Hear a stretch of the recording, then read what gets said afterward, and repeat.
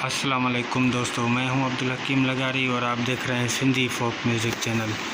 दोस्तों, जैसे कि आप सबको पता है कि अभी मुहर्रम शरीफ चल रहा है, तो उसके हिसाब से ना ये 2 एल्बम मैंने लिए हैं।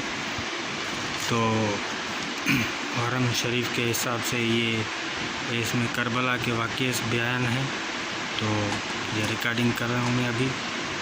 इंशाल्लाह आप सबको पसंद आएगा। और इसकी मैंने कैसेट लगा ली है, कुछ रिकॉर्डिंग हो रही है। मैं ये जैक भी लगा हुआ है, देखो कैसेट इसमें पड़ी है।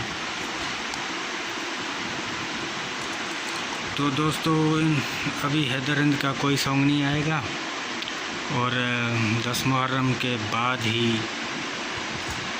इंशाल्लाह हैदर के एल्बम आएंगे और सॉन्ग भी आएंगे। अभी सॉन्ग मैंने बंद कर दिया आज ये शाम को आखिरी मैंने सॉन्ग रखा था। तो अभी 10 मुहर्रम के बाद ही सॉन्ग्स अपलोड करूँगा। ठीक है दोस्तों, तो काफ़ी दोस्तों ने मैसेज भी किए कि भाई अभी मुहर्रम शरीफ चल रहा है, तो आप उसके हिसाब से कुछ रखें। ठीक है दोस्तों, तो उम्मीद करता हूँ आप सबको ये पसंद आएगा।